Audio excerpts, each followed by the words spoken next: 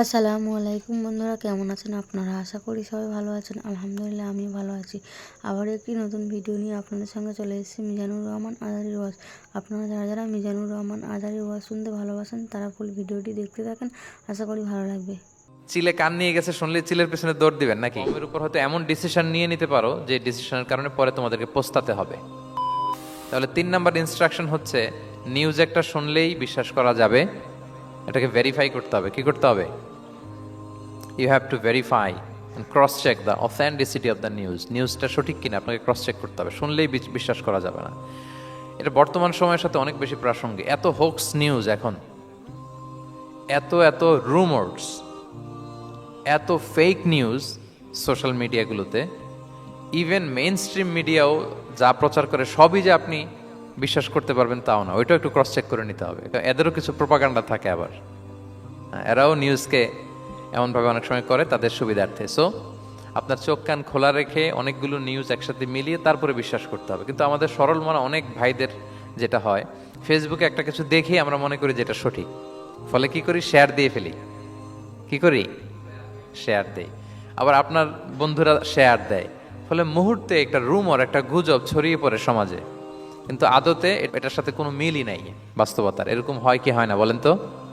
দেখেন, ইসলাম কত সুন্দর একটা নিউজকে ভেরিফাই করার জন্য আমাদেরকে নির্দেশ দিয়েছে। ফাতাবাইয়ানু মানে ক্রস চেক করো। কোনো সংবাদ আসলেই চিলে কান নিয়ে গেছে শুনলে চিলের পেছনে দৌড় দিবেন নাকি? না, আগে প্রথমে কি করবেন? এটা দেখে নিতে হবে যে আসলে কি কান নিয়ে গেল না রয়ে গেল। এই আয়াত নাজিলের একটা প্রেক্ষাপট আছে। সেটা কি? পঞ্চম হিজরিতে বনুল মুস্তালেকের যুদ্ধে যখন আল্লাহ হাফিজ ইসলাম জয়লাভ করলেন, বনুল মুস্তালেকের সবাই মুসলিম হলো। রাসূল ইসলাম তাদেরকে দিনের দাওয়াত শিখিয়ে বললেন, বছর শেষে তোমাদেরকে জাকাত পে করতে হবে, আর জাকাতের এই টাকা নেয়ার জন্য আমি একজনকে পাঠাবো বছর শেষে। তো বছর শেষে তিনি বনুল মুস্তালেকের যে লিডার হারিস ইবনে মিরারের কাছে আল ওয়ালিদ ইবনে উকবা নামে জাকাতের কালেক্টর এক সাহাবীকে তিনি পাঠালেন যে যাও তুমি যে জাকাত নিয়ে আসো। তো উনি গেলেন। উনি আসবেন শুনে বনুল মুস্তালাকের সবাই পল্লী থেকে বের হয়ে মরুভূমির মাঝখানে তলোয়ার নিয়ে, ঘোড়া টোরা নিয়ে তাকে ওয়েলকামিং রিসেপশনের জন্য, রেড কার্পেট রিসেপশনের জন্য সবাই দাঁড়ায় আছে যে নবীর সাহাবী আসবে, জাকাত কালেক্ট করতে, আমরা জাকাত দিব। এখন ওই সাহাবী যখন গেলেন, সবাইকে এরকম ঘোড়া তলোয়ার এরকম সাজসজ্জা নিয়ে দাঁড়ায় থাকার কারণে উনি ভয় পেয়ে গেলেন। উনি ভাবছে আমাদের মনে হত্যা করার জন্য দাঁড়ায় আছে। উনি আর এটা ঠিকঠাক না জেনে অ্যাবাউট টার্ন ফিরে গেলেন মদিনায়, যে বলে ইয়া রাসূলুল্লাহ, বনুল মুস্তালিক তো সব মোরতাদ হয়ে গেছে, এরা তো আর মুসলিম, এরা তো আমাকে মারার জন্য সব দাঁড়ায় আছে। আসলে বলেন তো কথাটা কি সত্য না মিথ্যা? একেবারে মিথ্যা। রাসূল সাল্লাল্লাহু আলাইহি ওয়াসাল্লাম এই কথা শুনেই বিশ্বাস করলেন সরল মনে। বিশ্বাস করেই খালিদ ইবনে ওয়ালিদ রাদিয়াল্লাহু তাআলা আনহুকে বললেন, অ্যাটাক বনুল মুস্তালিক, বনুল মুস্তালিকে অভিযান পরিচালনা করো। সাথে সাথে আল্লাহ বললেন, নবী রাখেন, আস্তে অ্যাটাক করেন, একটু থামেন নবী, একটু রাখেন। আপনি যার কাছ থেকে শুনেছেন সে মিথ্যা বলেছে, অসত্য কথা বলেছে, আসলে ঘটনা এমন নয়। আজকে তার কথার উপর বেস করে আপনি যে খালিদ ইবনে ওয়ালিদকে অভিযান পরিচালনা করতে বললেন, সে যে যদি অ্যাটাক করে কয়েকজনকে হত্যাও করে ফেলতো, এই যে রক্তপাত হতো, ব্লাড শেড, এটার দায় কিন্তু আপনি এড়াতে পারতেন, কারণ আপনি আদেশ দানকারী। আল্লাহ রাসূল সাল্লাল্লাহু আলাইহি ওয়াসাল্লামকে থামালেন আল্লাহ তাআলা আয়াত নাজিল করে যে আপনি ক্রস চেক করেন। পরে রাসূল সাল্লাল্লাহু আলাইহি ওয়াসাল্লাম ক্রস চেক করে লোক পাঠিয়ে জানলেন যে না, এমন কিছুই নয়, তারা কেউ মোরতাদ হয় নাই, সবাই তারা মুসলিমই আছে। তারা ওয়েলকামের জন্য আসছিল, উনি ভাবছে যে ওনাকে হত্যা করার জন্য দাঁড়ায় আছে। তাহলে চিন্তা করছেন যুগে যুগে এই সমস্যা আছে না নাই বলেন? রাসূল সাল্লাল্লাহু আলাইহি ওয়াসাল্লামের জীবনীতে এই ঘটনা ঘটিয়ে আমাদের চোখে আঙ্গুল দিয়ে আল্লাহ তাআলা বুঝাতে চাইলেন যে কোনো নিউজ আসলেই এটা ভেরিফাই না করে বিশ্বাস করা যাবে না। যত মেইন স্ট্রিম মিডিয়া হোক, ওটা শুনলে আপনি আরো আপনার সোর্স থেকে আপনি একটু জানবেন, এরপরে আপনি বিশ্বাস করবেন। নাকি বিশ্বাস না করে শেয়ার দিবেন? আপনি কি জানেন যে একটা কথা শুনেই ক্রস চেক না করে অ্যাকশনে যাওয়াতে কত পরিবার ভেঙে যায়, কত সম্পর্ক ভেঙে যায়?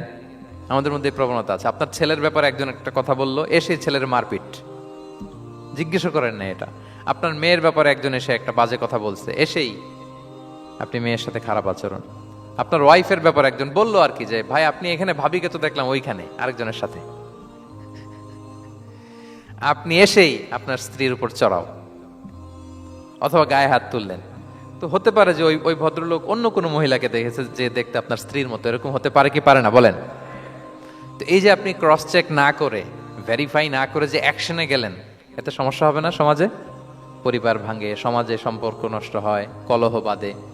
এই জন্য আল্লাহ তাআলা বলেন যে সোসাইটিটাকে যদি পিসফুল করতে চাও, ইদা জাআকুম ফাসিকুম বিনাবাইন ফাতাবায়ানু, নিউজ আসলেই বিশ্বাস করো না। You have to cross check, you have to justify and you have to verify the news. মনে থাকবে? তাহলে আজকে থেকে ফেসবুকে একটা পেলে আমরা কি করব? শেয়ার দিয়ে দিব। কি শেয়ার দিবেন না? কি করব? যাচাই বাছাই করব, ক্রস চেক করব। এখন অবশ্য ক্রস চেক করার জন্য কিছু কিছু প্ল্যাটফর্ম বেরিয়েছে, তারা অবশ্য যেগুলো খুব বেশি ছড়িয়ে পড়ে নিউজ, সেগুলো যদি ভুল হয় তারা ক্রস চেক করে তারা সামাজিক সচেতনতা তৈরি করে। তো আমরা প্রত্যেকেই দায়িত্বশীল হলে এই গুজবগুলো স্প্রেড করা থেকে আমরা বিরত থাকতে পারি। নিউজ শুনলেই আমরা এখন বিশ্বাস করব না, আগে ক্রস চেক করে নেব, তা না হলে আমরা বিপদে পড়তে পারি। কি বলেন? এমন কোনো কাজ করে ফেলতে পারি যেটার কারণে পরে লজ্জিত হব। তো আমরা আগে থেকেই সাবধান হয়ে যাই।